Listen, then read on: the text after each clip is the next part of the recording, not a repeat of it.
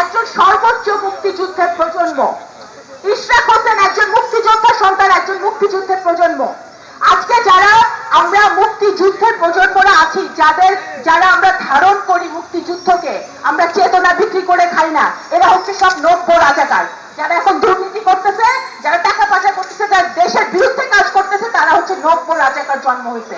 এই নব্য রাজাকারদেরকে দমন করতে হবে। এবং বিএনপির মতো দল, যে দল তারেক রহমান সাহেব নেতৃত্ব দিচ্ছে, সারা বাংলাদেশে উনি একটি তুখর আন্দোলন করে তুলেছেন, বছরের পর বছর ধরে কষ্ট করে। এখনো উনি 24 ঘন্টা পরিশ্রম করে যাচ্ছেন। আমাদের দেশমাতা, আমাদের গণতন্ত্রের মাতা বেগম খালেদা জিয়া অত্যন্ত অসুস্থ অবস্থায় উনি আছেন। উনি এই দেশে গণতন্ত্রের প্রতিষ্ঠা করেছেন, স্বৈরাচারকে পতন ঘটিয়ে। আজকে আমার ডানে বামে ওনারা সেই যুদ্ধ করেছেন, 80-র দশকে সেই যুদ্ধটা তারা করেছেন।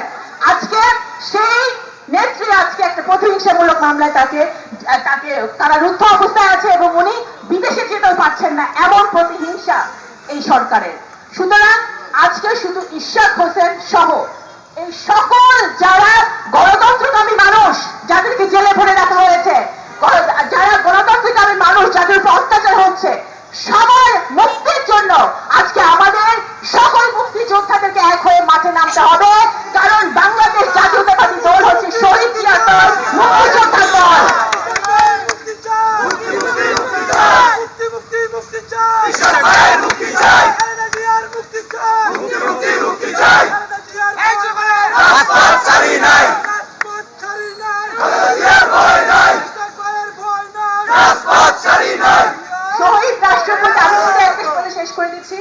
শহীদ রাষ্ট্রপতি জিয়াউর রহমান যদি আজকে বেঁচে থাকতেন, ওনার মৃত্যুটা একটি ষড়যন্ত্র ছিল, বাংলাদেশকে পিছিয়ে নিয়ে গেছে বহুদূর।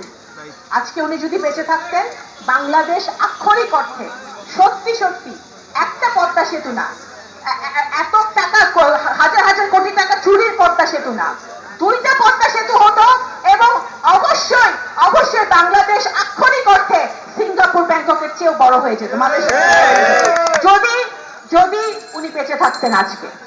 আজকে উনি নাই, কিন্তু আমরা যারা ওনার অনুসারী আছি, ওনার যারা সৈনিকরা আছে, এখনো আছি, আমরা তারেক রহমানের নেতৃত্বে, দেশনেত্রী বেগম খালেদা জিয়ার নেতৃত্বে আমরা ঐক্যবদ্ধ আছি। আমরা জনগণ জানে যে বিএনপির মাধ্যমে গণতন্ত্রের পথ সুগম হবে, বিএনপির মাধ্যমে অর্থনৈতিক মুক্তি আসবে, বিএনপির মাধ্যমে আমাদের কথা বলার স্বাধীনতা আসবে। সুতরাং বিএনপি, আমরা সবাই আসে, আমাদের প্রত্যেকটা আন্দোলন সফল হয়েছে, কোন আন্দোলন আমাদের ব্যর্থ হয়নি। কারণ বন্দুকের নলের সামনে দাঁড়ায় আমাদের ভাইরা গুলি খাইছে, মারা গেছে, হতে পারে না। সুতরাং আন্দোলনে আমরা ব্যর্থ না, আমরা সবাই একসাথে হয়ে মাঠে আছি, মাঠে থাকবো যতদিন পর্যন্ত এদেশে গণতন্ত্রের প্রতিষ্ঠা না হয়।